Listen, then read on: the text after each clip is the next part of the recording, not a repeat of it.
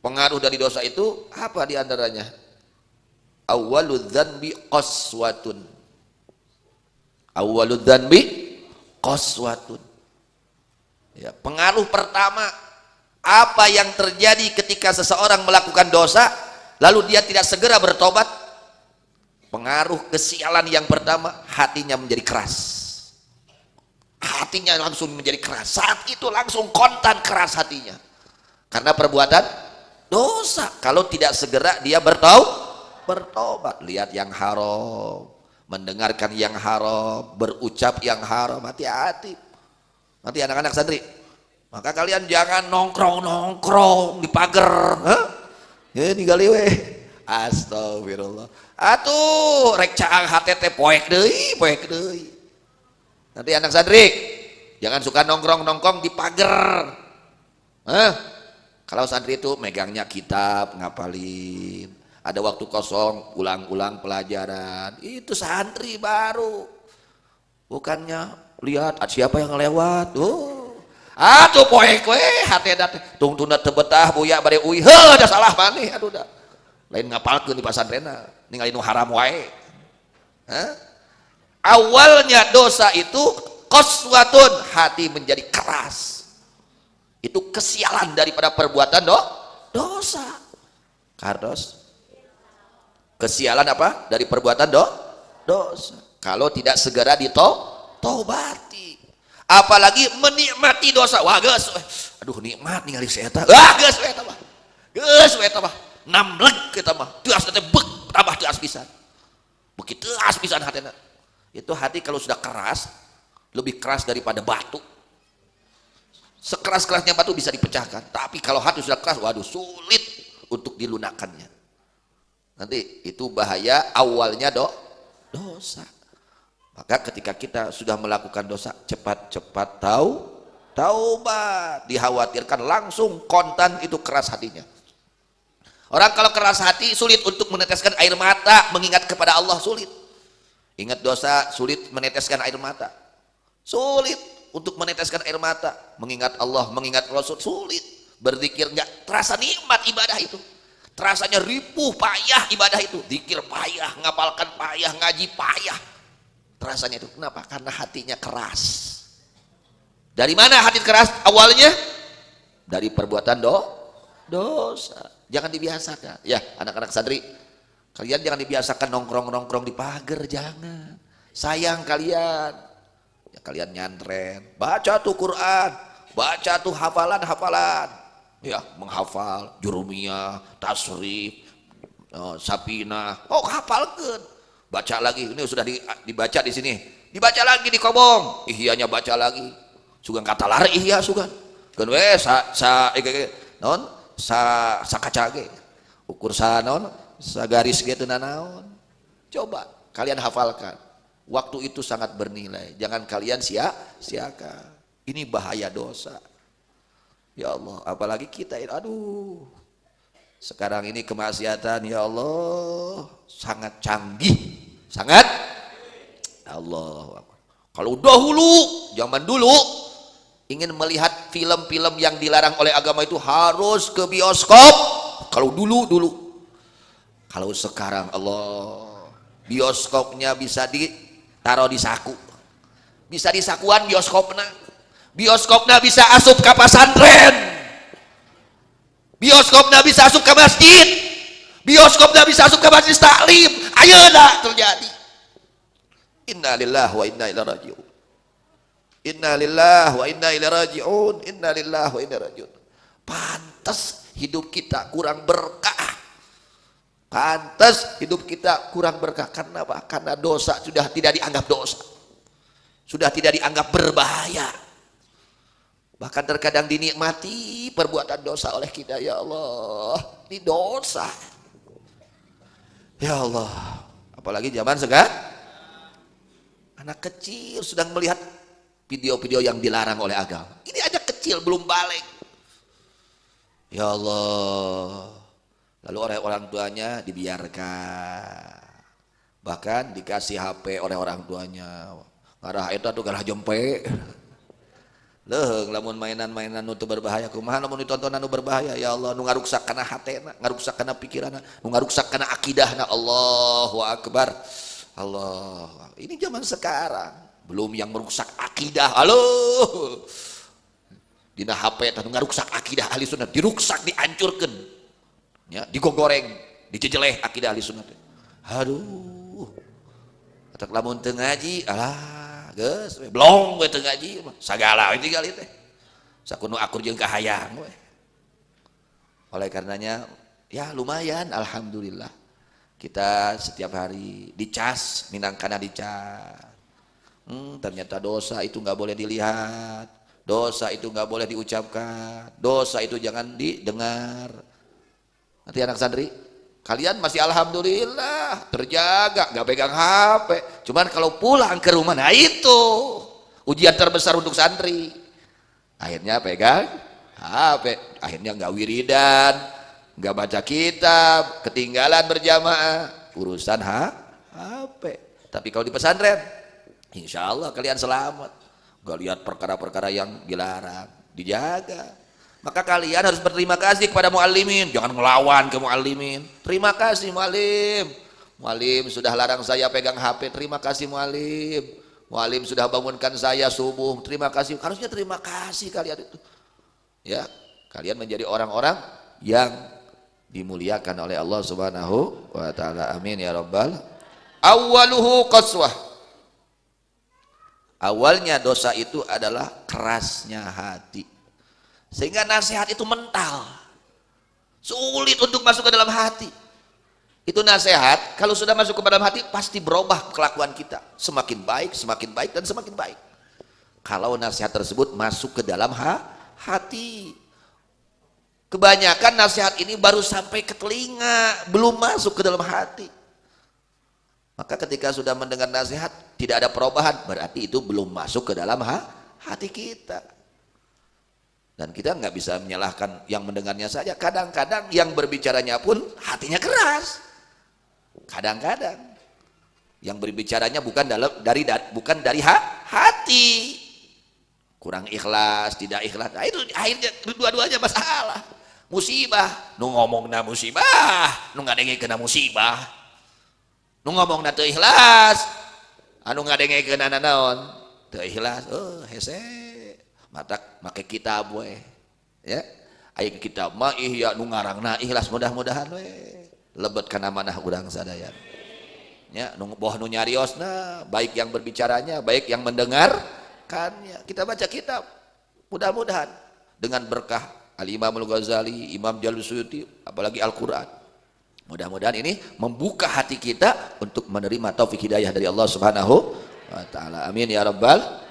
Nanti anak santri kalian harus berterima kasih kepada para muallimin yang membangunkan kalian, ya memperhatikan akhlak kalian. Masya Allah, guru itu sangat berharga. Tujuan guru itu satu, ingin menyelamatkan murid dari siksa api neraka. Jangan sampai celaka nanti di akhirat. Itu tujuan guru yang betul-betul mengikuti baginda Nabi Muhammad sallallahu alaihi wasallam. Guru itu cuma satu tujuannya, ingin menyelamatkan murid, jangan sampai celaka nanti di akhirat. Maka haknya seorang guru itu lebih besar daripada haknya seorang orang tua yang bukan guru. Orang tua yang tidak mengajarkan kita kebaikan, orang tua biasa umpamanya, itu dibandingkan dengan guru yang mendidik kita menjadi orang soleh, menjadi baik akhlaknya, menjadi benar ibadahnya, itu haknya lebih besar guru daripada orang tua yang tidak mengajarkan ilmu agama. Itu karena kalau orang tua biasa tidak memikirkan keselamatan nanti di akhirat, yang dikhawatirkan kamu bagaimana makan, kamu bagaimana nanti masa depan, sudah besar, sudah nikah, bagaimana usaha kamu, itu saja di situ saja. Urusan dunia saja yang dipikirkan, takutnya sengsara di dunia, tidak memikirkan bagaimana sengsara nanti di akhirat. Kalau itu orang tua yang kelas biasa, yang bukan guru yang mengajar ilmu agama, tapi guru yang sebenarnya yang mengajar ilmu agama, mereka tujuannya cuma satu, ingin menyelamatkan muridnya. Jangan sampai celaka nanti di alam kubur, jangan sampai celaka nanti di akhirat. Gitu baru daknya sing ngagugu kamu alim teh tong ngalawan make molotot segala. Kaguru molot atuh wah berkah. Kaburu nyentak wah moal berkah atuh kaguru nyentak mah. Kudu taat ka guru mah nya, hormat ka guru mah. Ngertos? Harus tunduk, harus taat asal di dalam perintah Allah. Kemudian wa akhiruhu wal iyadu billah syu'mun wa syiqwatun. Tadi awalnya dosa itu apa? Kerasnya hati. Itu kalau kita melakukan satu dosa langsung keras hati. Apalagi terus. Wah, eta teu asna siga kumaha. Hati eta teu asna tapi kumaha? Tapi ka dinasehatan ku Quran teh hare-hare we. Dinasehatan ku nu maot ge hare-hare we. Sugan tambah bager geus ningali nu maot teh. Geus nyalatan nu maot teh tambah bager ka kaseurian we doraka deui. Bakat ku teu as hatena. Allahu akbar. Ya Allah, ini pengaruh daripada dosa. Awaluhu qaswah fa inna awwala dzanbi qaswah, karena sesungguhnya awalnya dosa itu menyebabkan kerasnya hati. Ketika hati keras ini seperti air di atas daun tala sulit. Dinasihatkan kade ulah tinggal anger. Kade tong doraka, kade tong ngawaduh, kade tong ngubat anger. Sangat kerasnya hati. Kenapa? Karena tidak tahu taubat dari dosa. Nah, ini pentingnya taubat ya, pentingnya taubat. Kalau taubat yang sesungguhnya nanti hatinya akan lembut, gampang dinasehati, masuk nasihat itu. Ya, meskipun sedikit masuk langsung. Ya, langsung masuk ke dalam hati, langsung sadar, ingin menjadi orang baik, ingin taubat, ya, ingin berubah, itu berkah daripada perbuatan taubat. Wa akhirahu, dan sesungguhnya akhirnya dosa wal iyadu billah, kita memohon perlindungan kepada Allah. Syukmun adalah kesialan. Bisi hirup hayang sangsara babari melak doraka. Dijamin sangsara hirupna. So, bisi hirup hayang sangsara hayang balangsak. Doraka we melaku ngapoe. Bakal sangsara hirupna. Na'udzubillah min dzalik. Syukmun adalah kesialan. Hirupna penuh dengan sial. Kesialan tersebut sebabnya adalah perbuatan dosa. Rumah tangganya gak berkah, punya anak gak berkah, rizkinya gak berkah, umurnya gak berkah. Ini gara-gara dosa. Akhirnya ilmunya pun tidak berkah gara-gara dosa. Gak mau taubat dari dosa, akhirnya punya ilmu tidak berkah, tidak bermanfaat. Ilmunya itu tidak mendorong untuk diamalkan. Ya mau kok ngerti, tapi kelakuan itu beda jeung nu teu ngarti. Ini kenapa? Pengaruh daripada kesialan dosa. Apalagi dosa hati, ya Allah, itu dosa zahir. Apalagi dosa hati, sombong, geus sial jelema nu sombong. Koret, sial jelema nu koret. Ujub, sial jelema nu ujub. Ria, sial. Hasad, sial. Bukan sial kabeh. Lamun teu enggal-enggal tobat. Kardos. Allahu akbar. Ya Allah, masya Allah. Wa syiqwatun, dan akhirnya adalah kecelakaan jika orang tersebut tidak mendapatkan ampunan dari Allah. Cilaka di dunia kan can ke di sakaratna sangsara. Eta nyerina sakarat. Sangsara keur sakaratna. Can ke di alam kuburna sangsara. Can ke di alam mahsyarna sangsara. Kan ke dina kieu poe akhiratna sangsara. Jelema anu teu daek enggal-enggal tobat tina dosa. Dari sekarang perbaiki ya, apalagi suka ngaji. Waduh, harus beda. Biasa nama baheula mah tara ngaji masuk nyaritakeun kagorengan batur. Ayeuna mah eureun jempe. Nyeurekeun istighfar, perbanyak istighfar, perbanyak sholawat. Kalau ada kumpulan-kumpulan, wah ini enggak baik, jangan dekat ke situ, jangan hadir di tempat ke situ. Harus seperti itu, harus ada perubahan. Harus beda. Orang yang mengaji dan yang tidak mengaji harus beda. Ulah anggar sarua komo leuwih kacrut tibatan teu ngaji. Bahaya. Kunaon teu ngaji? Saya sok ngaji anggar we tukang tipu. Bahaya. Tungtungna batur jadi teu ngaji gara-gara urang. Justru urang ngaji teh ngarah ninggalkeun dosa. Jadi dosa itu awalnya apa? Kerasnya jika tidak segera taubati. Akhirnya apa? Kesialan. Ya, menjadi dan kecelakaan. Na'udzubillah min dzalik. Kemudian yang dibahas oleh Imam Ghazali radhiyallahu anhu yang harus disampaikan oleh para kiai, para dai, para ustadz agar orang-orang yang terus-menerus melakukan dosa dia agar ada dorongan untuk bertobat kepada Allah Subhanahu wa taala. Di antaranya yang ketiga, hendaknya menetapkan pada mereka sesungguhnya disegerakannya hukuman dari Allah di dunia itu bisa terjadi atas perbuatan dosa. Bisa terjadi. Apa yang kita lakukan dosa itu pasti ada hukumannya dari Allah. Pasti dihukum oleh Allah kalau tidak segera bertaubat. Bahkan setiap apa saja yang menimpa kepada seorang hamba dari musibah-musibah itu karena sebab kejahatannya dan pelanggarannya. Kalau kita dapat musibah sing ingat karena dosa. Gusti itu ladang dosa abdi rumaos gitu atuh. Lain di meja abdi dosa naon ya tah ieu jelema batak kurang kedah ngaos teh jadi apa dosa. Tapi lamun kalau kita nggak ngaji maka kita seolah-olah tidak punya dosa. Apa saya enggak apa kok. Saya enggak, padahal hatena pinuh ku hasud, hatena pinuh ku ria, hatena pinuh ku ujub, hatena pinuh ku sombong. Maru kana lain dosa eta. Jangan ninggalin haram, jangan ngomong nu haram, ngarengkeun nu haram. Nah kan lain dosa itu. Jangan ninggalkeun wajib. Allah. Ya, kadang-kadang orang enggak sadar. Ya enggak sadar, dia dapat musibah jangan nyalahkeun pangeran. Kadang seperti itu. Maka di sini kita harus sadar, setiap musibah yang menimpa kepada kita, baik musibah apa saja, sing ingat itu penyebabnya dosa yang belum kita taubati. Dosa yang belum kita taubati. Nah, itu usaha jadi ingat karena dosa. Oh, ingat karena dosa. Baheula sok ngawadul, baheula sok ngurangan timbangan, baheula sok eta sumpah palsu, baheula sok nyaritakeun kagorengan batur, ingat karena dosa.